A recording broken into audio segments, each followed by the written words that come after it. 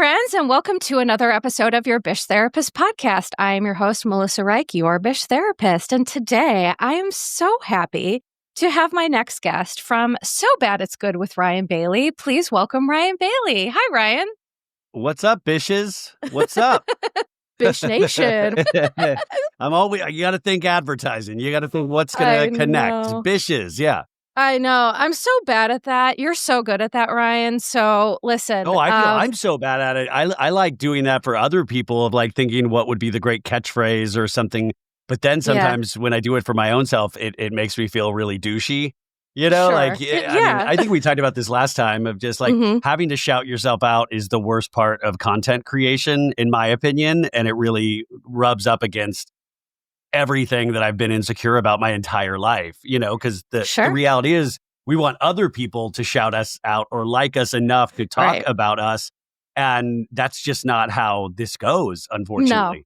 No. It's honestly, and it's funny because I do remember we talked about this last time you were here. It goes into being like a self-advocate, but I know you struggle with that, and I certainly struggle with that. So when we're together, it's just a wild scene, man. It's a wild scene. It's a lot of insecurity coming at you this fine day. No, I mean, the goal is to eventually get so successful that you can pay other people to shout you out like that. Then you have to give a portion of whatever you earn just so that they can find ways to shout you out in the press. It's so bizarre. It is so bizarre. But listen, speaking of all of that, I'm grateful to have you back on the show. I texted you the other day. I'm just like so proud of you. I feel like you really are crushing it. You've been on Jeff Lewis Live. Your podcast has just like been amazing. And so I am just like really grateful you're here and so proud of everything you've been doing. It's what's that been like? You texted me that. It's so funny. Like that. It's so nice, first off. But second off, you know, when you do this, you don't really stop ever to think about, I mean, like I don't know, you just don't think about it. So it's really nice to hear, you know, somebody think that it's working because I don't take the time to sit there and like, oh, is this working? Is that working? I just keep my head down and try to work as much as possible to keep the voices in my head at bay. Well, that's what therapy's for, my friend. Yeah. I mean, this is I am in therapy, and this is what I consider my therapy. Just this, we do it about once a year. No, I actually am in therapy. I'm good. No, I know, me too. I just saw my own Bish therapist. I see her every week, and she definitely really helps when it comes to that stuff. When you're on Jeff Lewis Live with all these people, what is that like for you? Because I know kind of where some of those struggles are. What has that experience been like for you in terms of that, you know, how you perceive yourself and then like what you're actually doing? You know, it's interesting because first off, I have a great time. Like Jeff makes fun of me mercilessly. Yes. But I always say like he to me is kind of a form of Don Rickles. You know, if like Don Rickles made fun of you back in the day, it was Don Rickles. And to me, you've made it. Yeah. Well, Jeff has a sense of like, I appreciate Jeff's sense of humor. So if he makes fun of me, I mean, I think I don't listen to it back, but I'm usually laughing during it.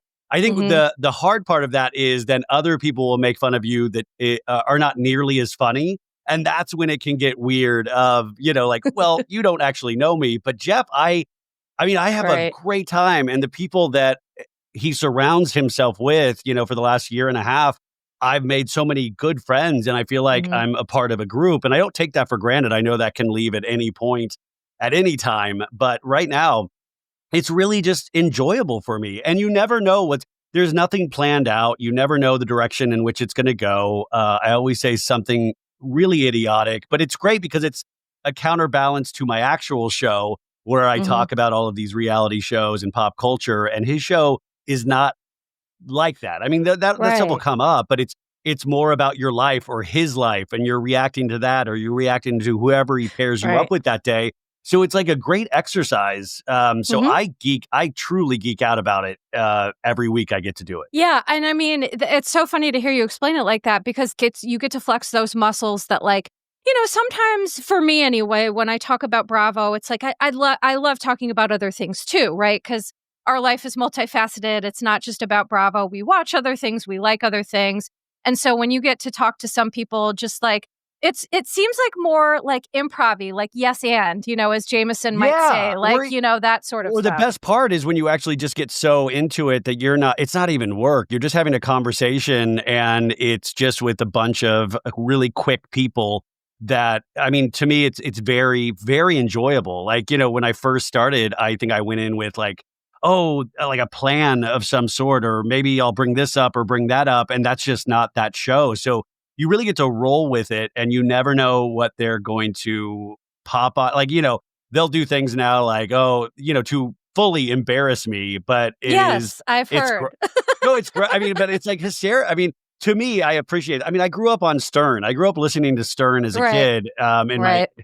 And to me, it reminds me so much of that. And where I loved, it wasn't about Stern and like the sex stuff that he was doing. It was all about the stuff that I enjoyed most was the stuff between him and his staff and all the people around him. And he would really just roast them. And that was the stuff I loved. So to be a small part of something that I know they're not going for that. I don't think Jeff has ever listened to Stern, but I really geek out about that because I'm like, I know this. I know this kind of genre. Well, sure. And it's so funny you compare that because my husband is a huge Howard Stern guy. And so I listen to a lot of Howard Stern. I end up watching a lot of Beetlejuice clips because those are my husband's favorite.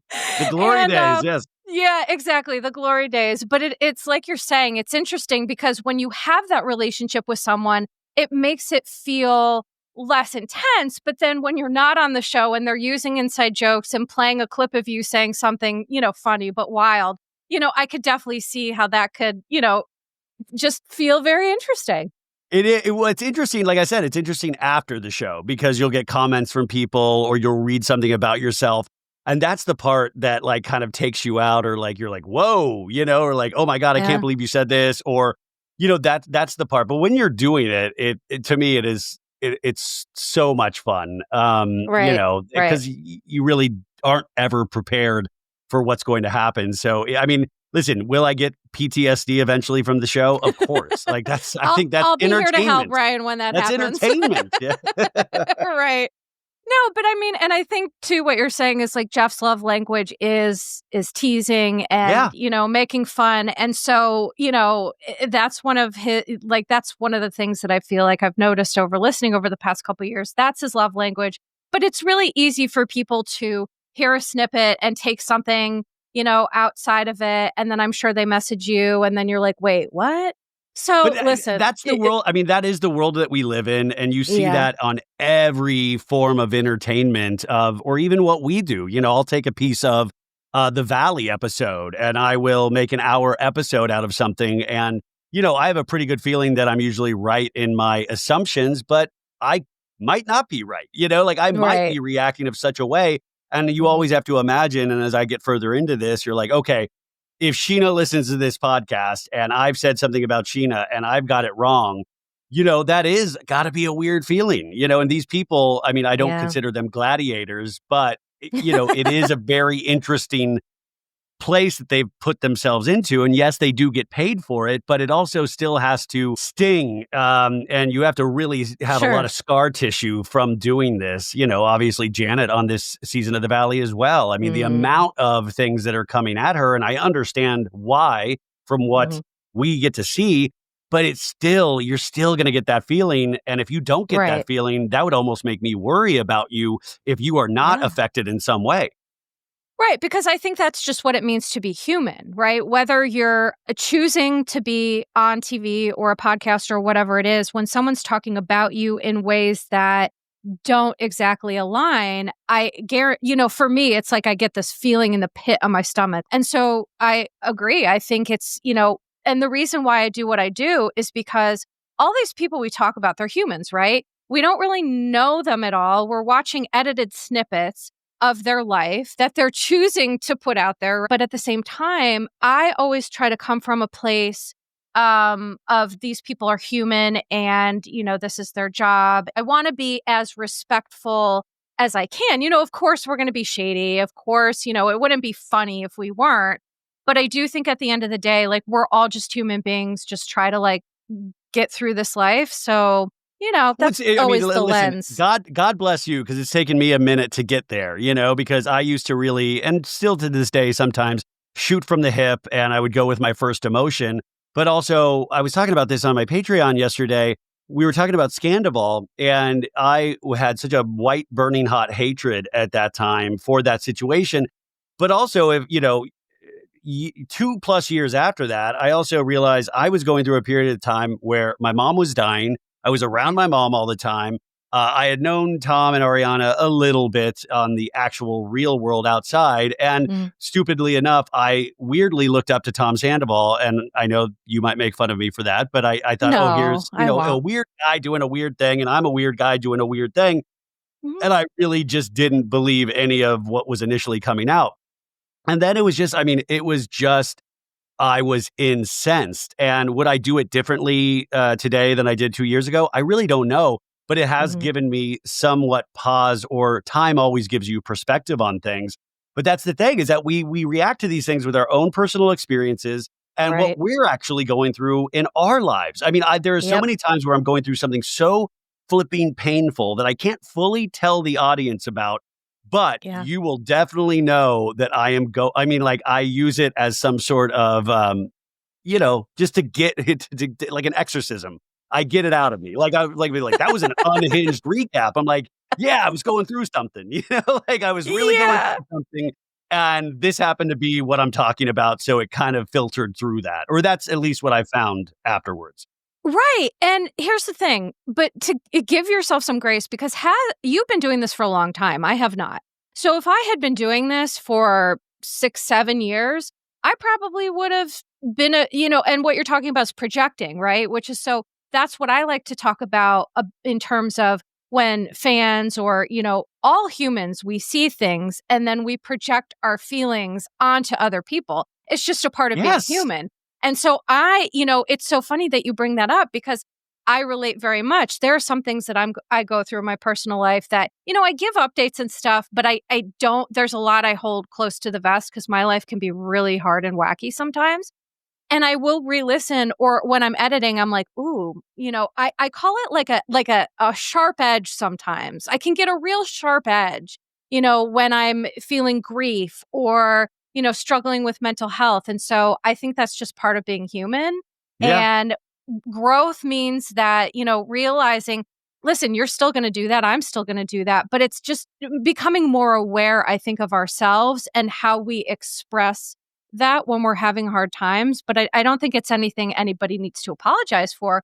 But I also think I think, to your point, though, I think it's really just about like kind of the self-discovery. And it's not even something that the audience needs to self-discover with you, is that you're realizing these things in retrospect. I mean, I'm coming up on, I think, 6 years in October, if I'm not mistaken. I'd have to check with Maritza.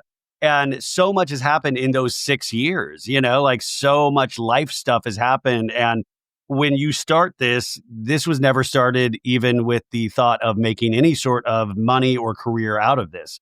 It was just literally screaming into a void.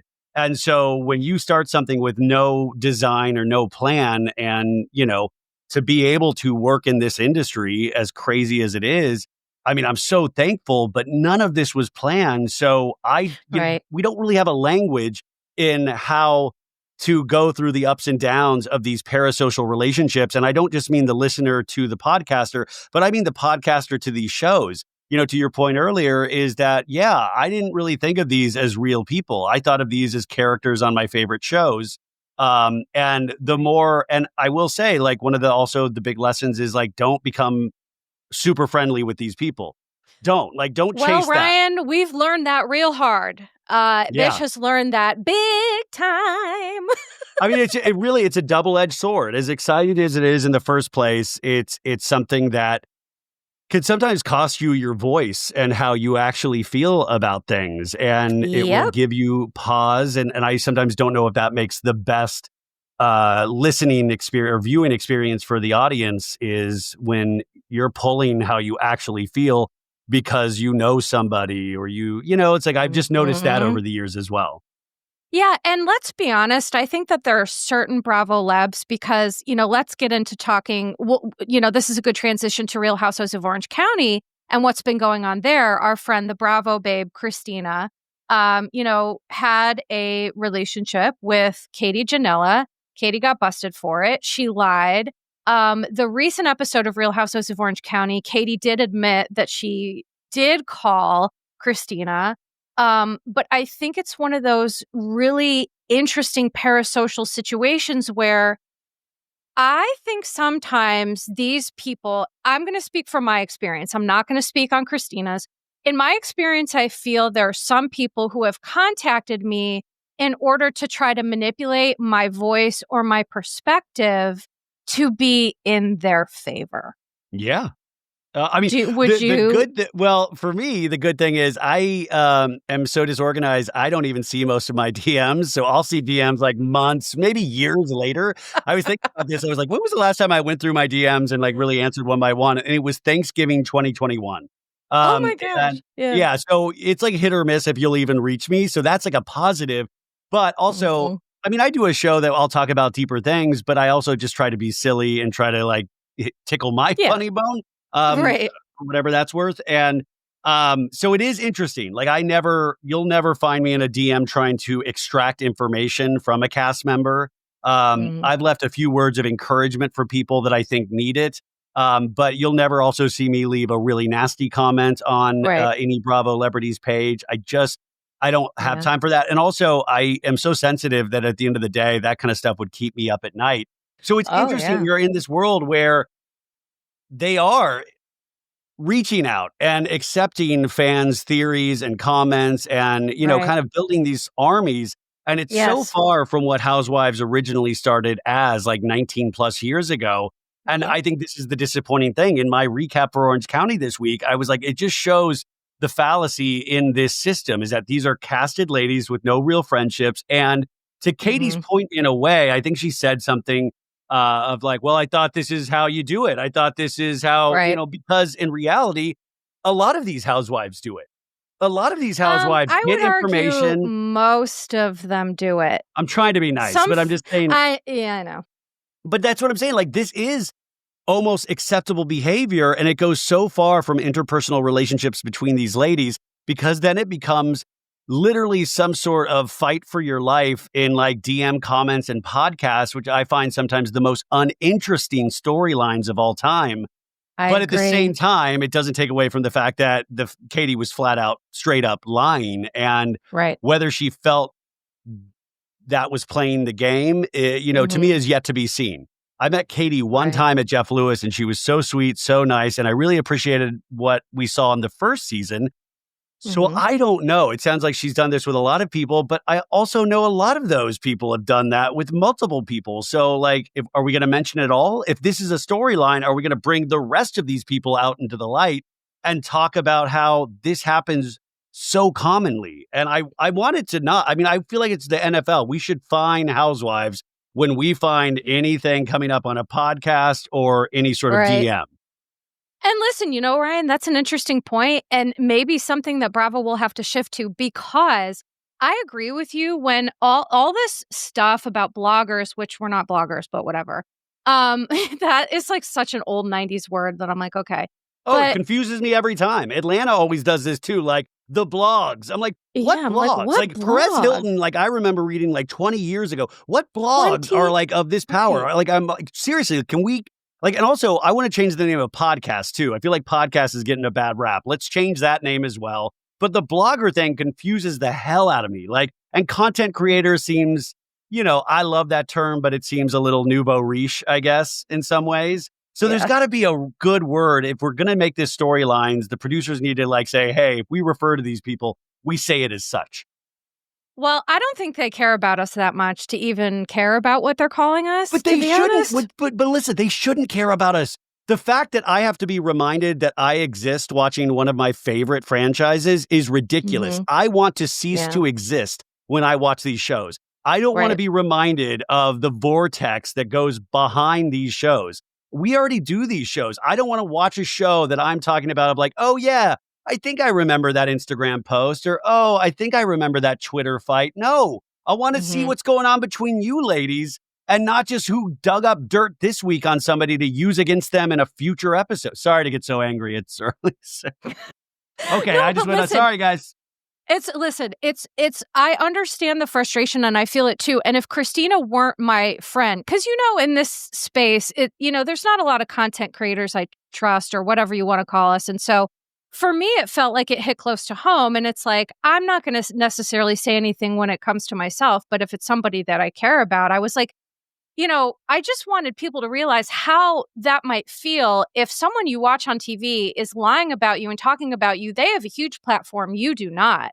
And so I just felt like there was like a real power differential there, which for me is why I learned a lot of lessons from this whole scenario. I no longer reach out to people. I no longer have relationships because I do feel that, and I'm kind of joking when I say this, but this is why nobody likes me, because I'm not a soldier to anyone. What do you mean nobody likes you? I think you're very liked. You're very well respected. Well, my peeps like. Okay, now we're going to argue about who's liked less. I am disliked, Melissa. What are you talking about? You're very liked. Hush your mouth, Ryan. No, listen, we're both liked, but I'm saying I've in terms of these parasocial relationships, I'm not going to be specific, but I've had people reach out to me.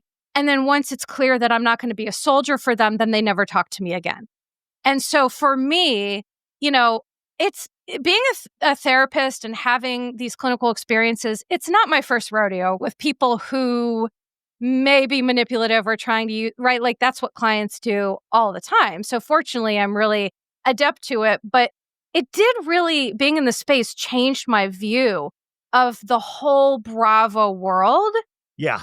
It gives you a bad taste. You get a bad taste in your mouth sometimes when you see how the sausage is made, even though as I get further into it, I want to know how the sausage is made. But also, are you willing to admit finally on this show is that you're the therapist that diagnosed Tamara as on the spectrum? What? Right, I'll kill you. You should see her face, you guys. You should see her. I'll kill you, Ryan. Why are you starting that rumor? Can we put that out there? Let's pull this clip. This is the clip, guys.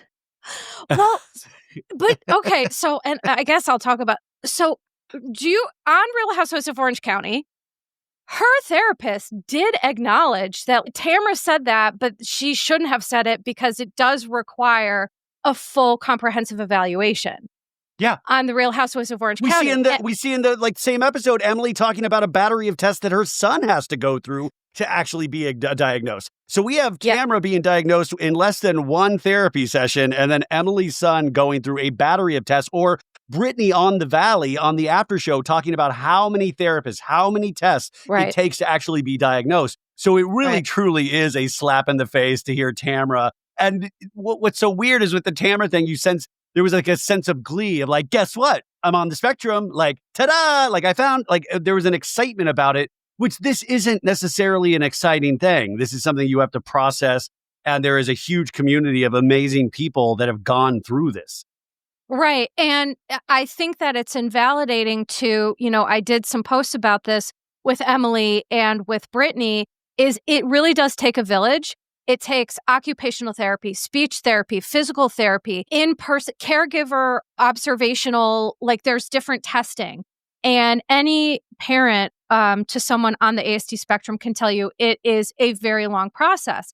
I felt very vindicated when the therapist basically said, and I don't know if a lot of people caught this, what she was trying to say is that some symptoms of trauma can mimic symptoms from other diagnoses, but that doesn't mean you have the diagnosis. It just means that you're having some of these symptoms, right?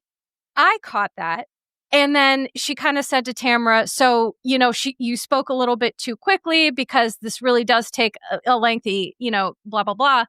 But when I had posted about, people were like, of course, Bish, what do you think? What do you think about this? And when I posted about it, Tamara was angry and she said, now people aren't going to believe me. And I was like, that's a lot to put on me. That is a lot to put on Melissa, aka your Bish therapist. And listen, I'm not going to say exactly what we said. We had a little exchange and I said, listen, I'm always going to be the type of person, whether someone else is wrong or right, I never want to hurt someone. So she asked me to take down the post and I took it down because I have to live with my morals and values, right? What if I asked you to put it back up? I mean, is that how it works? We just have to ask you?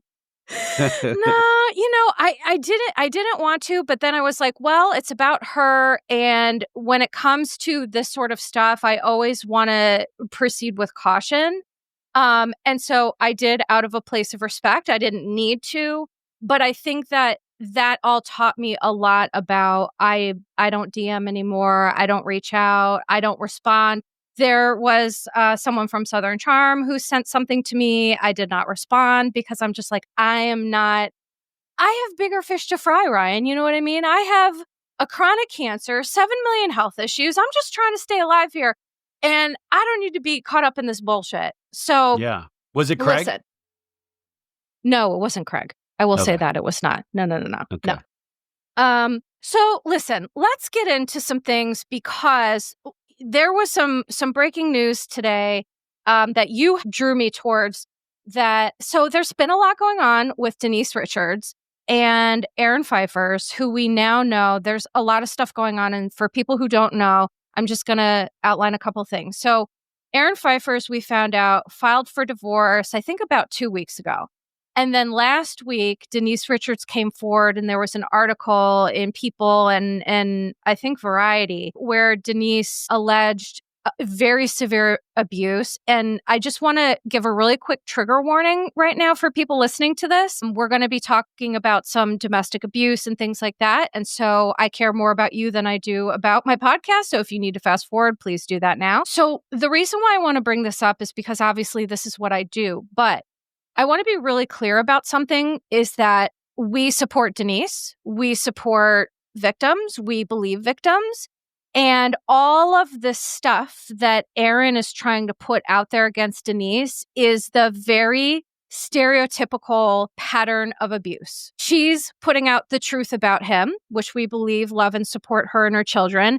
And he's trying to deny the facts. Number one. Number two, I was telling Ryan before we went on that Aaron Phypers engaged in a cancer scam. So Aaron Phypers had this, it was quote unquote a wellness center called Quantum 360 Club. Yeah, it was in Malibu. Yes, where all the great treatment centers are, right? Yeah, I found that to be true, yes. Yeah, on the beach, passages or promises or whatever it is, Yeah. Maybe that's where Jax went. I have no idea. Oh, no, he couldn't afford that.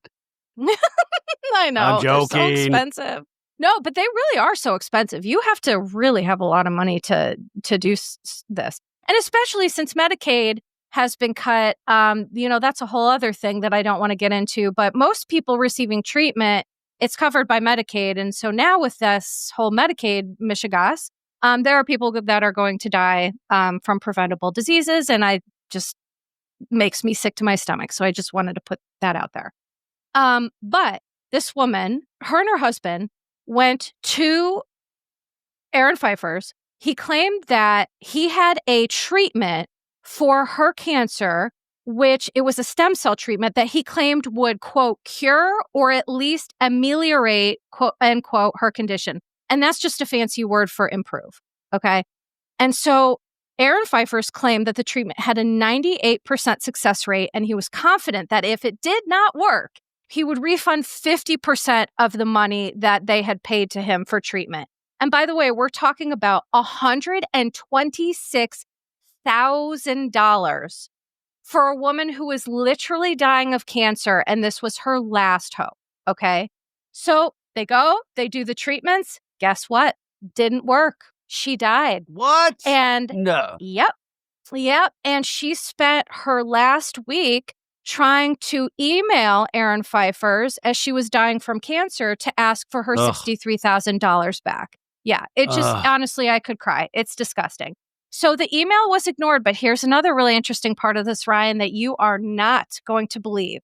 So the husband of the woman who died, his name is Rupert Perry. He filed a lawsuit against Phypers in November 2024. However, Aaron Phypers has been completely a ghost. His Quantum 360 has been closed. Everything on Instagram, it's completely shut down. Nobody can find him, right? Well, guess what a judge allowed Rupert Perry to do? He allowed Rupert Perry to put an ad in the paper to notify Phypers that he was being sued, and he had 30 days to respond.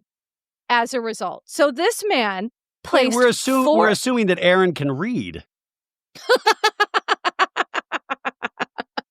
That's like a long shot. I mean, geez.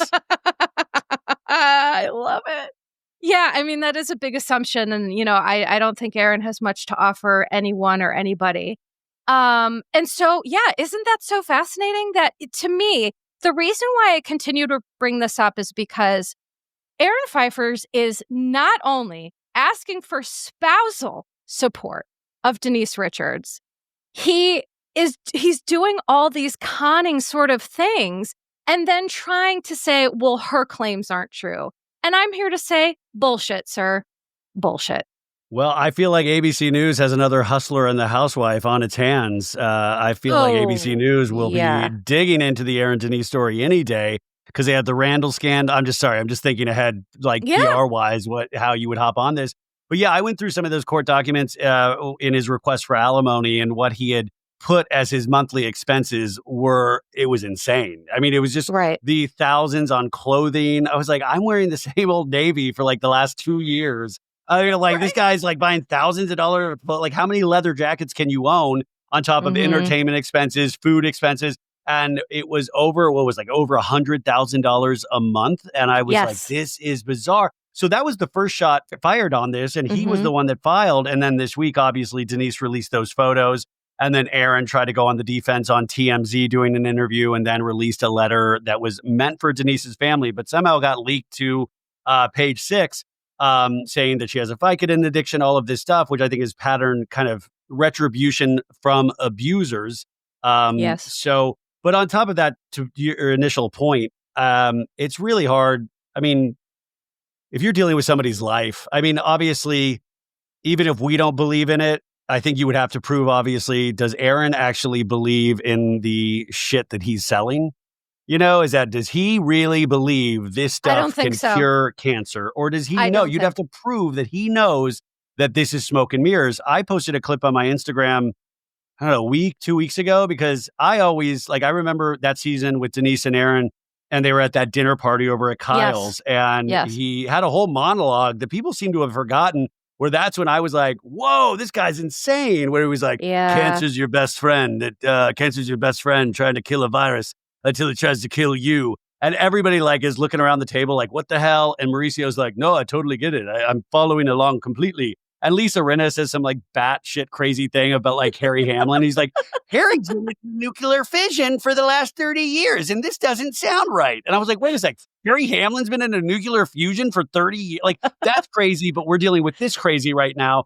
And I think it's so interesting when we're presented with these characters. We also had the crushing hand scene that has been played a lot this past week, is that we're almost kind of, and maybe Jax has changed this on the Valley for us somewhat. Once it gets to TV, I think we are working under the guise of, well, if they're on TV, they must not truly be bad. It must be somewhat okay, because they wouldn't put a full-on abuser. And I know if you're listening, you're rolling your eyes and laughing, because we've had many abusers, starting with Russell on Real Housewives of Beverly Hills way back in the day. But go under the guise of well, no, everybody's safe, right? He's just kind of cuckoo. He's just he believes in different things than I do. And then all these years later, you're like, it's the same thing. We always have these gut feelings. I had a gut feeling about Tom Girardi. I was like, lawyers make a lot of money, but do they make that much money? Right. And, with Tom Girardi, the way he talked to Erica as well, here's the funny thing. So all of this, that whole season happened before I was covering this. Otherwise, I would have really went into this. But I think that there's a lot of men featured on these shows that are very controlling. And Tom Girardi was one of those people with how I wouldn't speak to a dog the way he spoke to Erica. And it's I don't care how much money you have or how great you think you are. How we treat people says something about our character. And, to be clear, the Real Housewives of Beverly Hills scene, which that we're talking about. So Denise and Aaron were leaving the barbecue hand in hand following that very weird discussion, which, by the way, anyone who tries to say shit about cancer being helpful or good can literally fuck off, if I'm being real. I'm a 2-time cancer survivor. And Aaron is one of those people who there is this lane of holistic healing, which is also known as gaslighting bullshit, where, oh, well, if you have lemons, that'll cure cancer. And it's like, well, do you understand no one would have cancer then if lemon was a cure for cancer? If this thing was a cure, right? It's like, so I personally believe that Aaron, this is my belief, allegedly, Denise was a mark for him. Because Denise, in my opinion, has a history of being in unhealthy, toxic relationships that she does not deserve with, Charlie Sheen and then Aaron. And I think he knew what he could get away with. And I think he saw her as a meal ticket, allegedly. That's my view. I do wonder, though, to that point, though, do they really... Like, I think they think I'll have a good life. But I always wonder, when these people are... you call them like a mark. How thought out is it? Because at the same time, it's Denise Richards. A very beautiful woman, successful, famous. Is that a mark, or is that just like, hey, that's Denise Richards? Like, most guys potentially would want to be involved with Denise Richards. At the same time, you are having that thought of, well, the rest of my life is going to be pretty good. The reality of that situation has turned out not to be the case. But I just sometimes wonder how thought out it is with these men. And then the other thing that fascinates me is, and this speaks to the ego of not just the men on Housewives, but the women on Housewives. If your house is not in order, it's always the people whose houses are not in order that run to be on reality television, thinking that they can fool the cameras, that nothing to see here, everything's great. And so it's an interesting viewing experience. And I think that's why the audience parasocially gets so amped up, is because we sense the truth, but we never see the full truth. And then the full truth comes out in all of these other forums. And you're like, well, why didn't we talk about this on the show? Or even with the Jax in the last scene of The Valley this week, him coming into Brittany and trying to be all calm, even though we saw a speakerphone phone call where he was like, give me your ring code, Brittany, give me it. They think they can control this narrative in some way. And so it's almost like this 1-2 punch of the show. And then the 360 experience that happens online and in Reddit forums. And I think that is a very bizarre experience for the viewer, and especially the viewers that don't mess around on social media. Like, they got to be really shocked when news like this comes out. Well, of course. And I think my perspective is that these women like Taylor and Denise, I think they do it to keep themselves safe, because a lot of people who are in domestic violence situations, they're going to do anything they can to try to get eyes on them, to try to keep themselves safe. For example, I thought Kelly on Real Housewives of Atlanta, she had some really difficult situations with her ex. And sometimes people can, her like really friendly, bubbly persona can be a way to draw people in to protect her. Because if there's eyes on you and you have friends and you have people around you, that can be a protective factor. Would you say the same thing about Brittany Cartwright on The Valley? Because I always say in my recaps, I'm like, God, she really is making abuse seem almost fun. She's always like, she laughs it off so quickly, this insane behavior, so much so that it makes us be like, well, if she's okay with it. But I think the Brittany, how she reacts to Jax, and I will say too, I'm very team Brittany. To her credit, she is bringing this stuff to light. She is the one that called the producers in the very beginning that set this season off in a very different direction than that they were planning on doing. And she also called him out on that last scene. Like, are you on Vicodin? Are you on Xanax right now? She calls that out because do you think, in your opinion, speculatively, that she's doing that to get it on record and to surround herself with people that can protect her? Yes. And I think that the reason why she makes it, you made a statement there, it makes it seem normal or fun because that's been her normal. So when you talk to anyone going through a domestic violence situation, I've had the honor and the pleasure of helping many people throughout my career, they have to normalize it because it's what they live with. And mentally, if you don't normalize this and you're not saying it's okay, you are living in pure hell. But what Brittany she got to a point where she woke up and it's like a fog they come out of and they say, wait a second. I think if it were not for Cruz, Brittany never would have come out of that fog. Never. And it is a lot of times you'll see with people in domestic violence relationships, they will have a child or someone's brought in and that helps them see clearer, because unfortunately, when we're living in those situations, we don't have the self-esteem or self-worth to believe that we deserve better, right? So we normalize it. We say, this is okay. This is fine for me. But then you have this beautiful little gift of a child and you think, wait a second, this is not okay for them. And that breaks what's called cognitive dissonance, which is the piece that blocks us out from being able to say, like, to see the reality of the situation. That's kind of what it's called. Does that make sense? Yeah. No, I mean, in the last scene, Brittany says, I mean, nails him with this line of like, I don't want Cruz to grow up to be like you, and you shouldn't want that either. And I thought she nailed it. As hurtful as that is exactly it, is that we are raising a son already going through struggles in terms of trying to deal with the outside world. And we need to have united force to make sure he has the best life possible and the best tools at his disposal. And you are impeding that process. And, you know, with the Jax of it all is very interesting because you then go into the after show, which you always get so much more clarity and context on every situation. And Jax is always like, no, yeah, it's everything for him. You know, we're all, you know, just everything for Cruz. And I'm like, you're literally fighting her on medical bills. It's not everything for Cruz. He always knows the right things to say. And so if I didn't watch, if I hadn't studied, if I didn't go to the University of Jax Taylor for the last 13 years, I would be like, well, this guy has his shit together. I really like what this guy's saying. But then you see it's never backed up with actions. And in the same breath, he will undercut his previous statement. And I'm not saying I do not have empathy or hope for Jax. I'm just saying it got so dark this season and so real.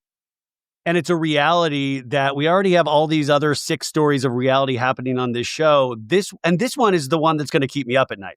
And this one, and you almost barter with yourself, Melissa, is that when he got fired, you know, I was speculating about that for weeks. And I was almost bartering with myself of like, well, you know, I think they should keep him in a friend of just so they can keep him honest and Brittany can be protected with the camera. Like I was literally going through these somersaults and hula hoops to like make sure it could work out. And in reality, yeah, they made the right decision. He needs to be put on ice for a while. And it's really up to him if he wants to continue this journey that he says he's on. And hopefully he can use, I mean, like Sophie, my co-host on Monday, was just like, no, he's never going to learn. No, he's done. You know, he's done. Da, da, da, da, da. I don't know. I still want to live in a world where I have some small piece of hope, but at the same time, all the positive attention needs to go on Brittany. Right. And I think that, listen, I think it's wonderful to have empathy for people, but I honestly, the one person who I have no empathy for is Jax Taylor. And I'm going to tell you why. Yeah, tell me why. I've worked with Jax Taylor's and he's really good at saying the words, right? And so I know that he's a manipulator based on the fact that continued apology without changed behavior is nothing but manipulation. And that's all he's been doing on his time on TV. It's about Cruz. Well, you threw a table into Brittany's leg while he was in the other room. And, you know, he's having a challenging time processing things, period. And so how do you think that's impacting his development? So that I could name a million scenarios. Can I ask you a question? This is always something that I've asked on the show that I don't know is that, you know, an act of manipulation and stuff like that. So these abusers or these people that are doing these things, how aware in their head are they that they are doing something wrong? Or is this purely just the id? This is instinct. It's id. I'm not actually thinking I want to destroy this person. It's all just coming out and there is not actually a plan to it. And that's why I think Jax at its core, and he's always is a broken person. This is something that, like, you know, we always talk about the chemistry of the mind, and these are very real things. I'm on SSRIs, and I'm on, like, I have to do a bunch of things to actually get through the day.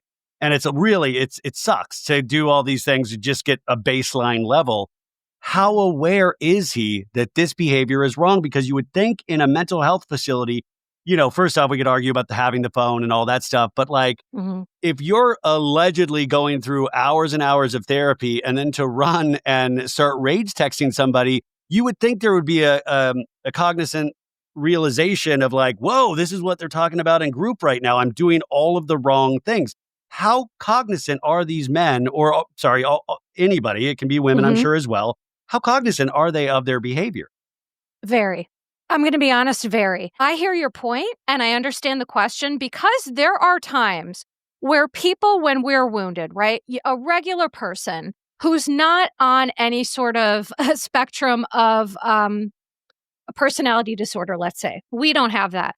So for a regular person, we do act out of being wounded and out of being hurt. And we do things that come out sideways and we don't necessarily mean to do that. Jax and Aaron Phypers, to me, are completely different story. These two are people who I believe know exactly what they're doing. They know exactly what their goal is. They're good at pretending that it isn't, but I've just dealt with too many. So I'm going to tell you something. In my career, I worked in inpatient rehab, and my population that I worked with was antisocial men. Because Joy, that was me. I was the antisocial male whisperer, okay? Because I grew up with an antisocial man. So, listen, I'm very good at it.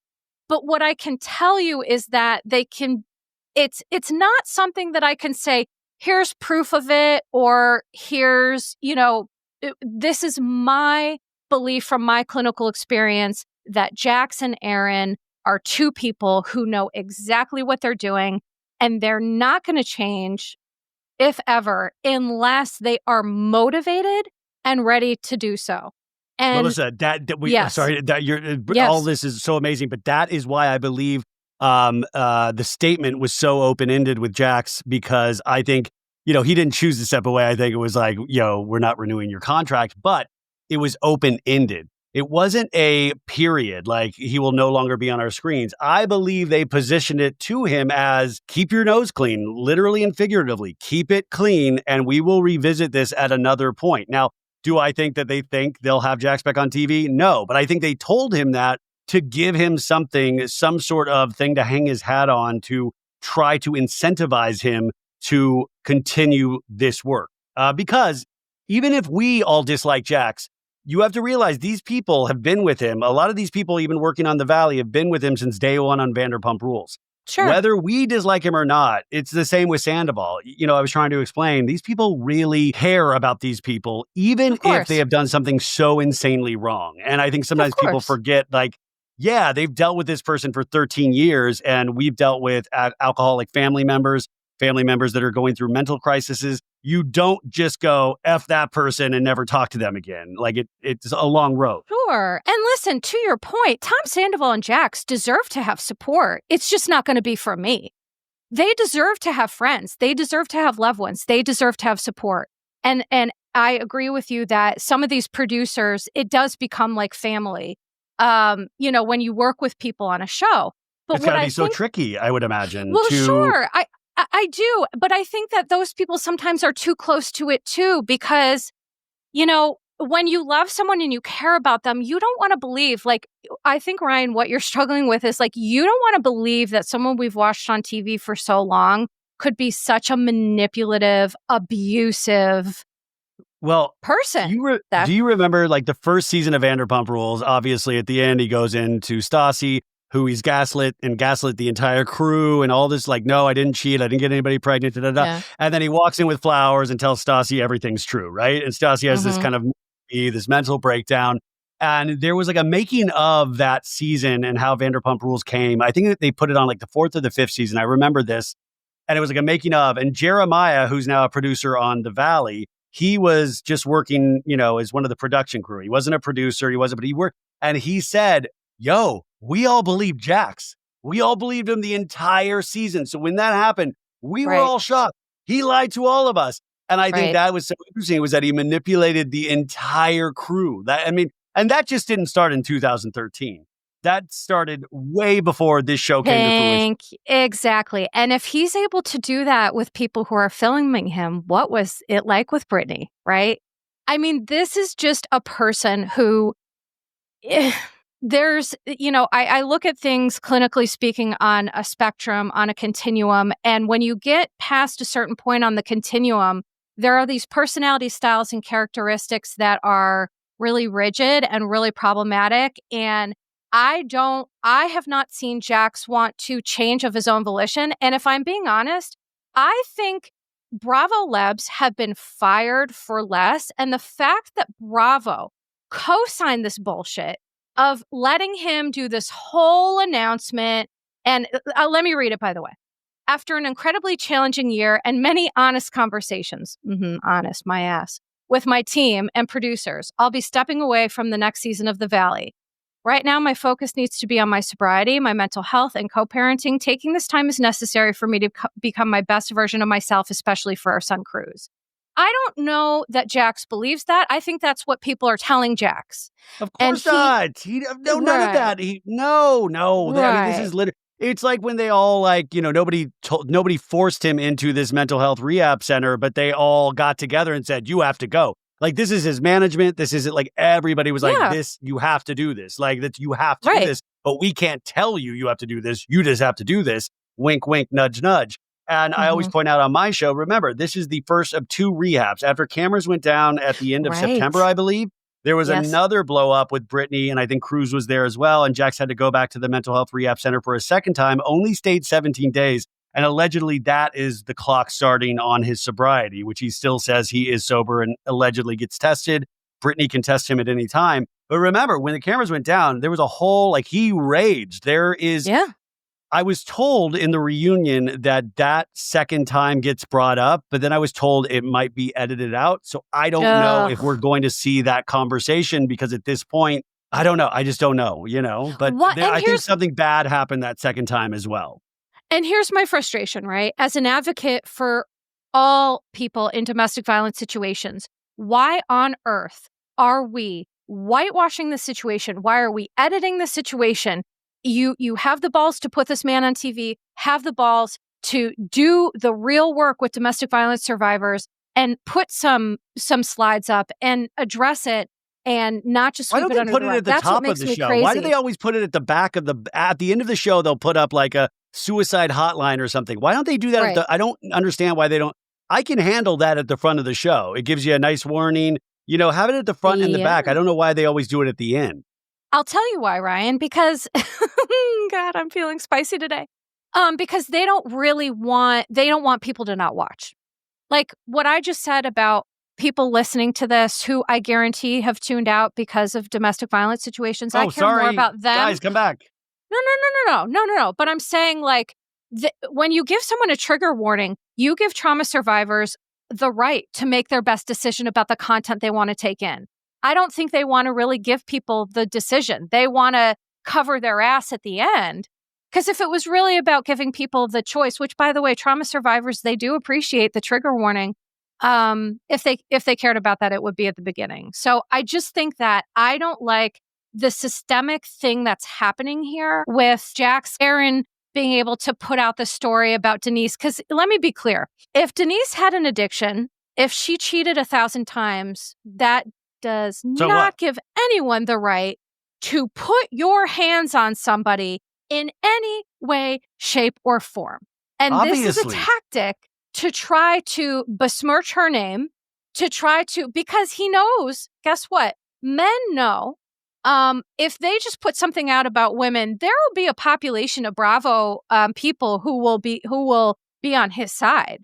Because there are plenty of people who are happy. Oh, I would say 30%. I would say 30%, even still to this day, with all the information that we have, still is like, how dare Brittany take this job away from Jax? How dare her? It's classic woman. I'm reading this book called Hollywood Vampires right now about the Johnny Depp Amber Heard trial and everything that led up to that. It's a really fascinating read. And it reminded me of all these things I had forgotten about, leading up to not just the first trial, but the second trial, obviously. And it's wild, there's a lot of wild behavior that had happened between these two, but it also just shows how the public reacts. And especially if there's any sort of Johnny Depp, obviously an insanely huge star. Jax Taylor is a low level star a big star for a very small fragment of the population, us people that watch all of this stuff. The world at large is not super aware of Jax Taylor, but they were Johnny Depp. And that power differential is like this vacuum that people can't see past Pirates of the Caribbean to realize that this man was an active drug addiction, that there was violence on both sides. I mean, that has been admitted, and there's been tapes to show that happening. But it all had to be like, no, this is Amber. This is the floozy that is going for this man's money, and this and this and this. And they just couldn't ever imagine that Jack Sparrow would ever do something untoward or even abuse his body in the ways he was with the amount of drugs he was on. Mm-hmm. And I mean, look at the Diddy stuff. I haven't even discussed the people it because celebrating outside of the courthouse sickens me. It physically sickens me. This is why victims don't come forward, and this is how perpetrators continue to win.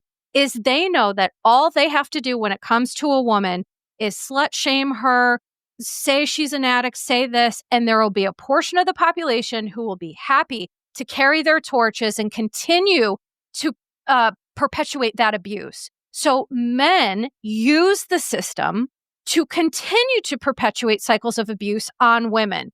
Case in point is whatever, blowback Denise Richards is going to get. This woman just bravely told her story, released these pictures, which are horrific, and she's going to get hate right now because of what Aaron's saying. And that literally sickens me. Brittany should not be getting any hate. You know who got Jax fired? Jax Taylor got Jax fired. Yeah.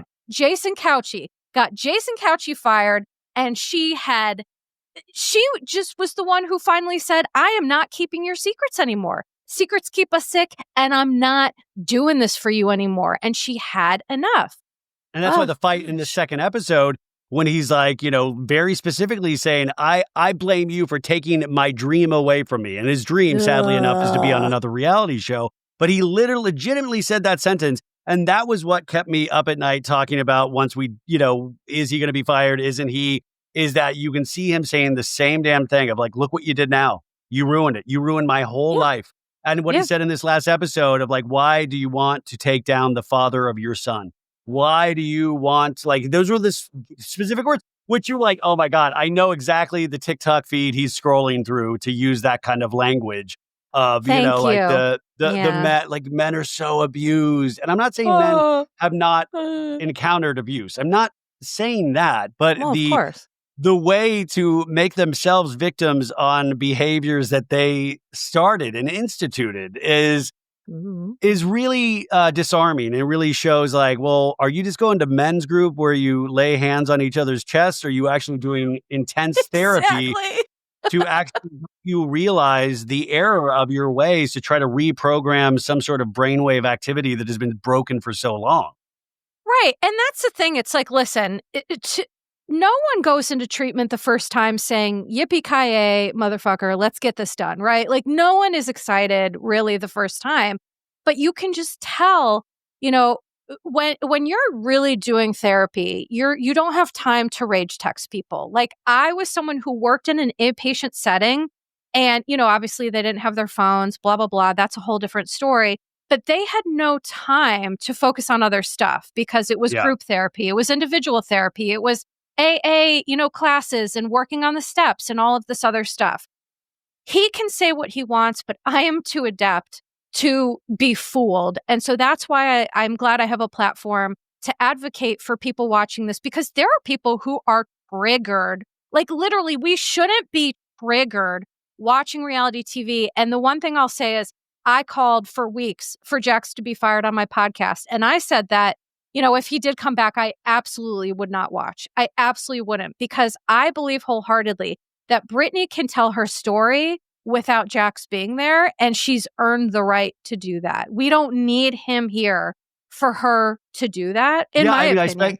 I completely agree. I just wonder in season 3, because I think he will still be spoken about because he still is a part of Brittany's story. And I think people are going to be curious, listen, he was in rehab rage texting, so it felt like Jax was on the cast anyways. Are we also agreeing with this that we will not be mentioning him on the show? Like, how far does this go? Are we pretending Jax exists in this universe? If Brittany's having a hard time where Jax did explode on her or Cruz, is that going to be talked about on the show? Or is it like, do we forget this part of her life exists and we move on and we see a scenario where she's, Brittany, I'm dating, woo, shot. Like, or what are we seeing next season with, like, obviously it's not a redemption season because she has nothing to redeem herself from. But are we seeing a story of triumph, a story of love? Like, as a producer, that's what I would try to be formulated, because I know they start shooting in a couple of weeks. Right.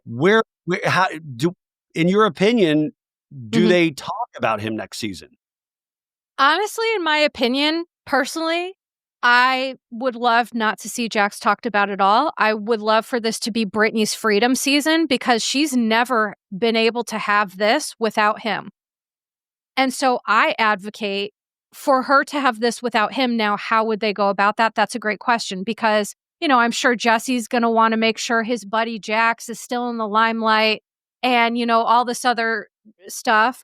But in my opinion, Jesse's a businessman. Jesse, I think when it comes to this opportunity, he's a company man. And I think he will not be. I think he now realizes how tenuous this is, and people can lose their jobs. I hope so, because I think that this needs to set a precedent with people on Bravo that you cannot be abusive. You cannot display egregiously abusive behaviors and still get to keep your job. That's what makes me crazy. There have been people. Love Island will get rid of you in a day. It takes Bravo 13 years. And by the way, because I'm very confused on this, because the reality of this is there are traumatic situations that we, the audience, have been gripped by, tuned in for. And I'm not saying the Brittany Jax situation, but it's all personal drama and trauma. Yes, there are fun moments, but these shows, I think, obviously in retrospect, we'll be like, oh, the Roni girls, it was so fun watching them interplay off each other. But that was still off personal drama and trauma. So where is that line? Because if we are going by trying to behave of a certain standard, I don't know if Bravo would be able to have any programming. We'd have to go back to Inside the Actors Studios and Queer Eye for the Straight Guy. We'd have to go back to 1999 Bravo. So that is, as we are more aware because of social media of all of our behaviors, and there is this vacuum of rage that we see on a hourly, if not minute-to-minute basis. How do you, as a network, go forward and try to do what's right, but also do stuff that actually is like a live soap opera? But also a soap opera. That's what these are, soap operas, and also selling to advertisers. Scandal was the biggest thing that had happened to Bravo in years, and they were able to charge higher advertising rates because of it. And I always tell my audience, don't be fooled. This exists just to sell soap. They don't care about they care about advertisers and being able to sell advertising at upfronts at a very high rate for 30-second spots. That's all it is, And so where do they go from here as a network? I definitely think that there's just something to, you can never go back to what Housewives used to be, right? It's been almost 20 years, and it's like, with a medication, for example, sometimes you need more and more of the substance to feel the same effects. And I feel that's what we're talking about here on reality TV. It's like more and more drama, more and more trauma to feel those entertaining effects. And so, which is why I'm glad that I'm here to be able to make something good of it. But I think for me, where we draw the line is just abuse, right? There's trauma and there's drama and there's, chaos and there's getting fans involved and all of that. But for me, when abuse comes in, to me, that's a real hard line. Hard line. For me. But maybe I'm making this too simplistic or, No. But I don't know. Remember, you're also then opening the gate like DJ James Kennedy, right? Or James Kennedy is, allegedly, and we saw, the Kristen slapping him at the Sheena wedding episode. If you remember, what was it, season 3 or 4 of Vanderpump Rules?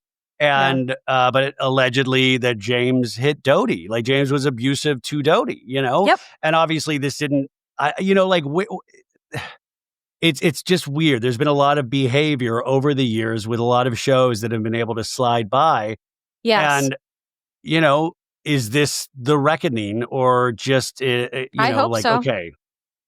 For me, I hope so. And the one thing that I want to use my small platform for is to let people know that there's a way to ethically consume reality TV. And I know that sounds insane. Like a blindfold? Right? Is that what you mean? Like watching with a blindfold? So you just hear it, don't see it? Is that it? Right. No, but I mean, I think that for me, like James Kennedy, he's dead to me. He's done to me. Yeah. You know, once the Tate brothers and all that, so I was like, okay, I got it. I get what's going on. We're done with him. But I think that for me, if the James Kennedy stuff and the Aaron Pfeiffer stuff and the Jax stuff, if one good thing can come out of it, which is helping people understand that this is not going to fly with fans anymore. Like, we're not going to tolerate this, because what they care about, like you said, is money, bottom line, right? There's no ethical corporations, and Bravo's no different, meaning it's about money and advertising and financing and all this other stuff. And so ultimately what they're going to listen to is if views are down and if, they're making less money and things like that. And so do I think they're doing it to send a message? Not really. I think they're doing it to kind of cover their own asses. But I don't give a shit why people do it, as long as we are starting to set a precedent that this is no longer acceptable. I just wanted to go back. I wanted to go back to the Denise Richards piece really quick, because I wanted to remind people what Aaron said to her. They were leaving hand in hand, and Denise warned him, baby, don't say a fucking word. We're on camera. Okay. So he knows he's on camera. He knows that he's mic'd. And then he replies, don't tell me what to say. I'm going to crush your fucking hand. Okay. And here's one thing I want to be really clear of. When I saw this, I wasn't doing the podcast, but if I had been, here's what I would have said. If someone is going to say that on camera, when they know that they're mic'd, what do you think they're doing when nobody's there? Yeah. And then we're but it's so funny. I remember one of the big takeaways of that season was Aaron has a huge dong. Like, that's what we did. Like, he's got a huge dong in those tight jeans. Like, that was the thing that I heard over and over again, instead of focusing on like, oh yeah, but he also was going to crush Denise's hand at one point. We can be distracted very easily. Right. And, people did bring it up. Garcelle brought it up. Andy brought it up at the reunion. But, Denise did what all people do in those situations, which is try to placate, try to deny, because she has to go home to this man. Right. And I think Denise's whole thing about how big his penis is was, I think Aaron, like most people who are abusive, allegedly, although we believe Denise, but I'm just covering my ass, I guess, is that it's all about power and control. And I think that he wanted her to make him seem like a quote unquote big guy in more ways than one, because I think guys like that, they really need to feel some sense of, manliness or importance. Meanwhile, they're behaving in such ways that are just the opposite of what it means to truly be a man and a spouse and a partner. But I think that, to me, that was Denise trying to placate him, and even though it may be true, to try to help, boost his ego and keep herself safe. Yeah, no, I would, that makes a lot of sense. So we can agree that he has a small dong. Well, metaphorically, he sure does, because any person who treats a woman like that has a micro penis in my book, honey. Yeah, there you go. I don't care how big it is in real life. You treat somebody like that, you are a piece of human garbage. And that's what I have to say about that. But here's what I want to say to people listening to this who are survivors, who are thrivers. Please know, nobody ever has the right to put their hands on you. Never, ever, ever. That is a deal breaker. There is no coming back from that. There is no recovering from that. That is it. And I want people to know who are listening to this, you deserve better. You don't deserve that. You deserve love, and abuse is not love. And the other thing I want to put out is some resources. You can text BEGIN, BEGIN, to 88788.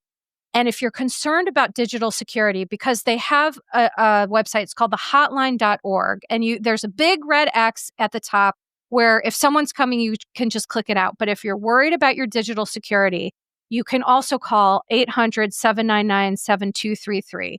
I know I have a lot of survivors and thrivers that listen to this, and I just want people to know that you don't deserve that. That is not love.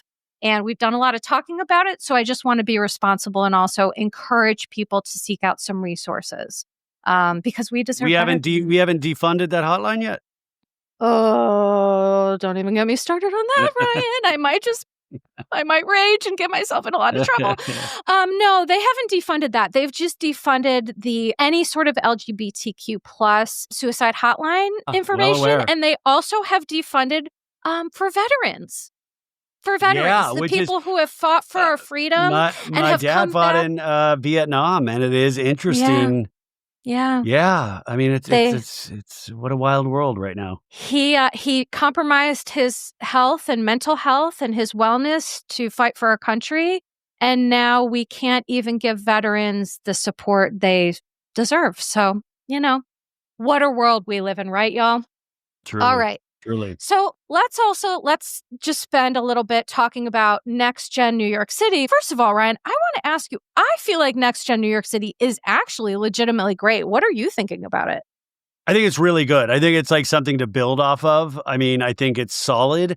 I wouldn't say like, oh my God, it's the bee's knees, but it's really good. It like has worked its magic on me, and it's very low level, but talking about abusive men, I think Charlie's right there of like, you got to watch, like he's fighting over like a speaker with Georgia and then calling her a bitch when he doesn't get his way. And it's like a petulant child. And threatening to slap her. Yeah, but that didn't get enough love. So this is the kind of like young abuse that you really have to watch out for. But I think it will definitely get a second season. I think even in the ways that it doesn't work, it works. I was talking about this on today's show, is that Brooks isn't very dynamic on television, but the editors and producers work overtime to find ways to make him entertaining. Like they'll put like Meredith in a thought bubble of like, disengage.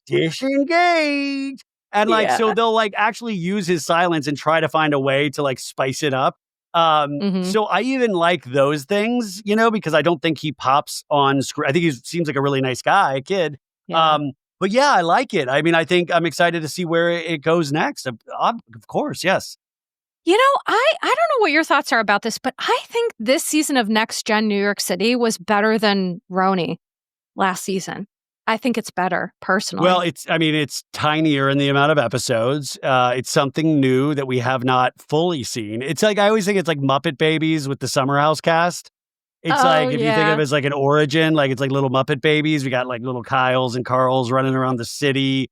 I always listen, and it's fun to watch young people. It's fun to watch young people, especially as an older person, because you get to like really judge the hell out of them. You're like, oh, you idiots. I was there once. Oh my God.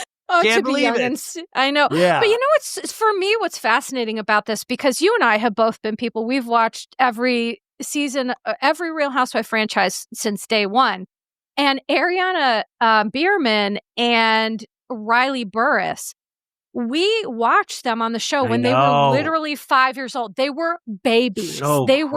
They did flashbacks, and I was like, they were the squishiest, cutest little love bugs I've ever seen. And you just forget how little they were. And now they're grown up.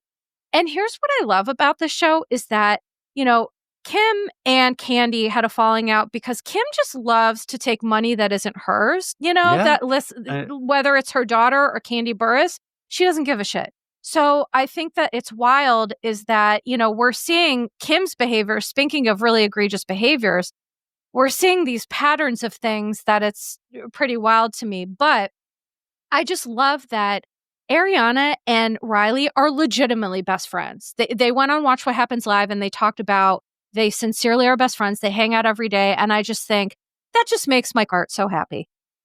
It just it's really nice. And it's really interesting, like, to see how they've grown up. And I think Ariana, especially to be able to like, with the way her mom has moved through the world and to see like she does seem somewhat adjusted, which is very nice and refreshing to see. Especially when you're in this kind of forum, which her mom has been a part of, and all of the things that Kim has done through the years. Candy, on the other hand, Candy to me is an icon, and she's going to be an EGOT winner eventually at some point. She's like for sure, producing some of the best shows on Broadway, and somebody that truly does not need Atlanta at all, but it's so Oh, great that yeah. we get to claim her as somebody that started I on know. Bravo in some ways, I even though she know. was obviously huge in music beforehand. Well, of course, and she's winning the, what's that award? The second annual, what was it? I just talked about it on the show today. Housewives, uh, Because Vicky won it the first time. yeah, it's something like she's like the Yeah. I know, we're stuttering. I can't remember what the hell it's called, No, but I got it. It's the, the Bravo Lifetime Achievement Award. thank you, Ryan. The Lifetime Achievement, which, if anyone deserves it, it is for sure Candy. I mean, like you said, she is just, I just love everything about her. And to be honest, I miss her on Atlanta. I mean, that show, she's one of those people who just makes everything she's in better. And so of course her daughter is like amazing because I think Candy and Cynthia are actually my number 2 all-time favorite housewives. But what I wanted to bring up is that, so Ariana is dating Hudson, whose dad owns Zaxby's Chicken, which I never heard of. Yeah, he's like a billionaire, but I'm like, I've never heard of that. But I've never, I'm not from the South, so I don't know, maybe that's why. But so what's really interesting is that Ariana, for people who aren't watching it, she is still paying Kim's bills. Kim asks her for money. Not only that, but Ariana and Brielle, they both found out like a year ago that all the hundreds of thousands of dollars that they made from being an influencer, Kim and Kroy took it without their consent, spent it, and left them completely high and dry. And on this one of the episodes, which was so interesting, is Ariana continues to say, my mom is my best friend. Okay. And I was having a really hard time with this.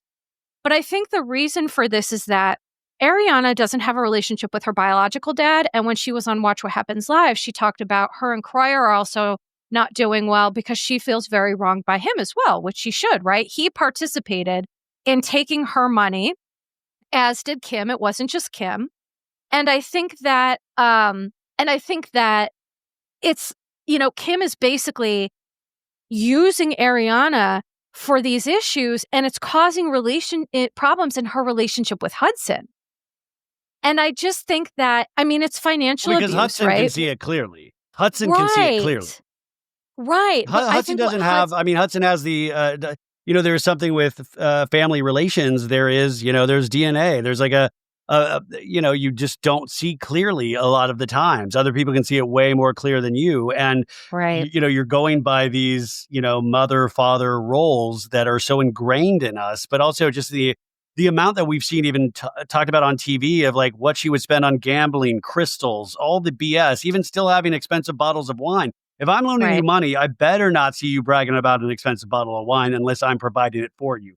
It's just insane. Yep. It's rude. It's disrespectful, and it's gross. And it's not going to go the way. I don't know who Kim is trying to impress at this point, because it's like Jax, not in terms of abuse, but in terms of like, we've known her so long and there's so much documentation that this is not going to go well for you. And we're going to see it clearer and clearer through the eyes of your children. Right. And I think what's so sad is that because Ariana doesn't have a relationship with her biological dad, she's not close with Kroy, she cannot afford to be upset with her mom. That's your only parent that you really have.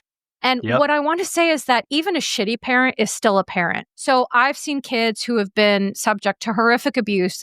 They don't stop loving their parents. They stop loving themselves. And so I think that Ariana, unfortunately, she can't afford to have healthy boundaries with her mom because that's her only parent. And I think she's not even aware of the position that puts her in. But it makes me very sad because it lets Kim completely take advantage over and over. And in this one episode, it was so interesting because Ariana and Hudson, they moved into this apartment in New York City. It's beautiful. Ariana was talking about her success. And you know what Kim did? First thing she did, she interrupted Ariana to ask for more wine. She said, Hudson, you poured me an inch of wine. And I thought, your daughter's talking about how hard she's worked. And that's what you have to interrupt her to say. And then she did it again. Kim wanted cheese and crackers. She was doing spray can cheese on a cracker. and made some sort of a joke about it as Ariana was trying to talk about her successes. And I don't know if the average person, to me, that was one of the most important scenes in the entire episode. It just turned on this little clinical piece in my brain, and I thought, this child is just wanting love from her mother. All she wants is love and support, and she's afraid to draw a boundary because she's afraid what that will mean for her relationship. And I just think that's horrifying. It is horrifying. It is one of those things, and especially if they get another season, it's going to be very bad. I think it's going to be something that we revisit on season 2 of Next Gen. Yeah. And it's just the one thing Ariana said to finish out this conversation is Ariana admitted, we've had tough conversations, but I want my mom to be my best friend. And I just think it goes to how much parents need to be the parent and not parentify their child in terms of having their child solve their problems and all of these other things. And Hudson made a point of, Kim is plenty capable of making money on her own. And he's right. She is. So what frustrates me is that not only did this action of Kim's put Ariana behind the starting line, which is to me just egregious, it's also going to erode her very good relationship with Hudson, who they've been together since like high school or even junior high. Like they've been together for a long time.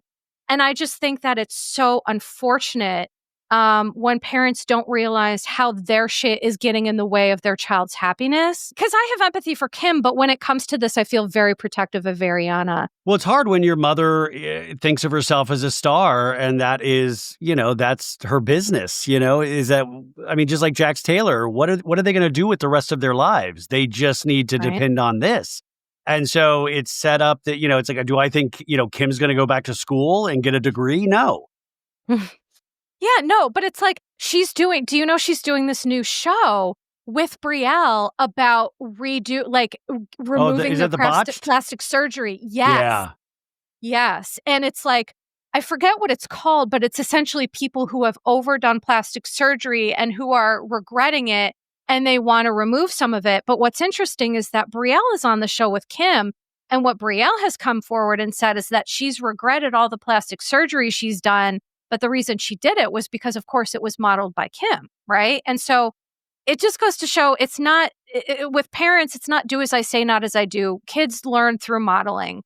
And whether we like it or not, they're learning about how we feel about ourselves and the world and how to communicate and all these things just by watching a parent. And so, unfortunately, Kim's stuff has now trickled down. And this is how generational trauma works. Kim had her stuff with her mom, trickled down to her. Kim didn't necessarily deal with it, and now it's trickling down to Ariana and Brielle, who, if they don't deal with it, that's going to trickle down to their kids, and that is generational trauma. The last thing I want to say before we end, talking a little bit about Real Housewives of Atlanta, it's been very sleepy. The part 1 reunion was pretty lame, but the part 2 reunion, it was kind of interesting, but the one part that I took away from it that was so hilarious is that Drew, who I'm not a fan of, I just don't like Drew at all.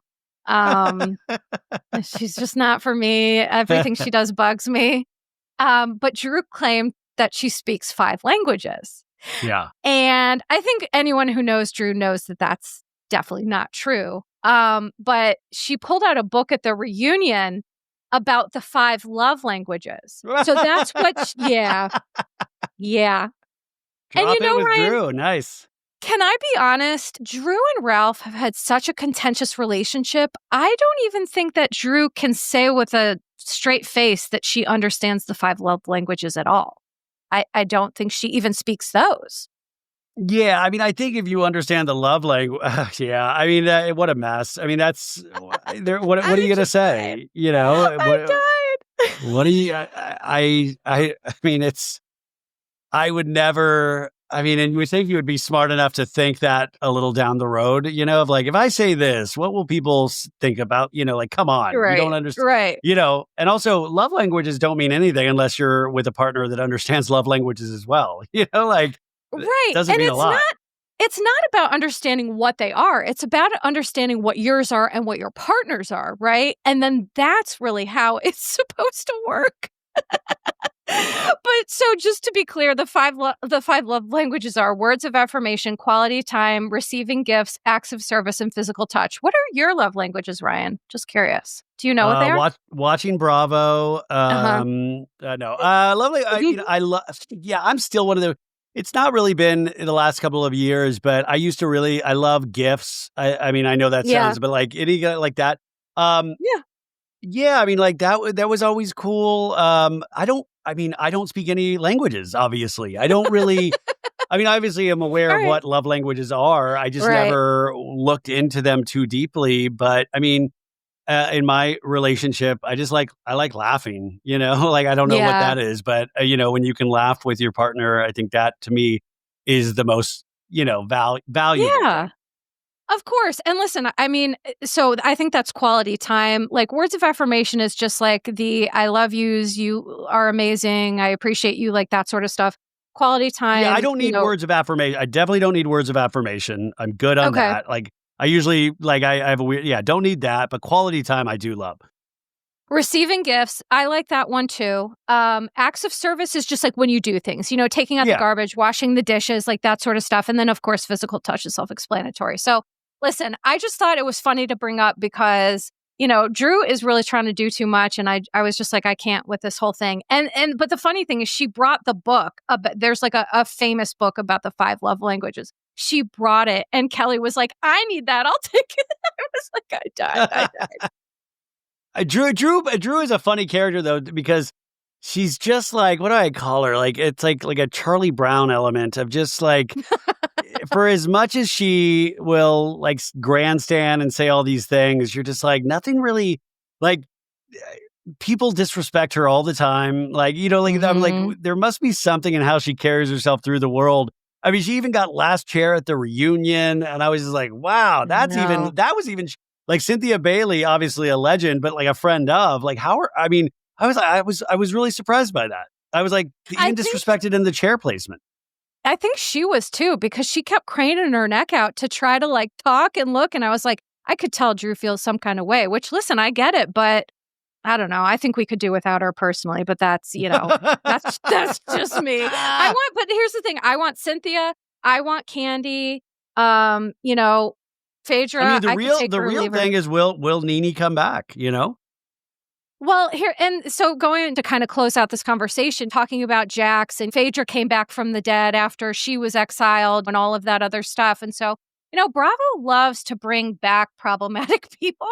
But listen, we all need redemption arcs. And so I'm a believer in we all deserve the right to redeem ourselves. I don't know if Phaedra's necessarily done that. I don't know that she totally owned her stuff. And I think that's why the season of Real Housewives of Atlanta didn't hit for a lot of people, because it just felt odd. And then Kenya gave a statement and she talked about hoping to be back. So, it's a weird Bravo world with, how we put people on ice and then we bring them back and then we put them on other shows. And, it's just a very interesting scenario. But I just want to thank you, Ryan, for being here today, taking your time. Thank you so much. Always amazing. I look forward to this, and I mean, for me personally, I don't know about the audience. I have loved this conversation, so thank you. Me too, and thank you very much. But please let everybody know where they can see you, plug, promote everything you got going on. Please. You know what? I'm here for you. Like the show's there. It's so bad it's good, and check it out if you want. If not, totally get it. I'm happy to have this conversation. Oh wait, no, I do. I never promote. We have a YouTube. So YouTube, So Bad It's Good with Ryan Bailey. If you want to see any of the interviews or any of the solo recaps, they're up there. Maritza, who I work with, loads everything and puts all the graphics and all that stuff. So I want to give a shout out to the YouTube. Perfect. And when I post this on YouTube, I will tag you. Yeah, there we go. My following is not huge on YouTube either, but It's a lot of work. It's a lot. It is a lot of work. It's a lot. But yes, thank you everyone for listening. Please check out Ryan. So Bad It's Good with Ryan Bailey. Of course, please, if you could be so kind to give a 5-star review. Yes, do that, you guys. We would love that so much. That's been a real journey for me too, those damn reviews. So I appreciate when people leave good ones. Thank you so very much for seeing me and not being determined to misunderstand me, the people who get me. So thank you very much. So you can find this episode. It'll be on Patreon, YouTube. I post to Facebook and Blue Sky and Instagram and all this other stuff. So you'll find us everywhere. And can't wait to have you back, Ryan. Thank you so much. And for today, I will say sending love to you and yours, and ta-ta for now. Bye, Bishop. Disclaimer. Posts are not intended to diagnose, treat, or provide medical advice. Your Bish therapist is for entertainment and informational purposes only. The podcast, my opinions, and posts are my own and not associated with past or present employers, any organizations, Bravo TV, Greyheart Productions, or any other television network. The information in YBT podcast and on its social media is provided for general informational purposes only and is not intended to diagnose or treat. Please do not act or refrain from acting based on anything you read, see, or hear on YBT podcast or associated social media. Communicating with YBT via email and or social media does not form a therapeutic alliance. Melissa, operator of YBT, is unable to provide any therapeutic advice, treatment, or feedback.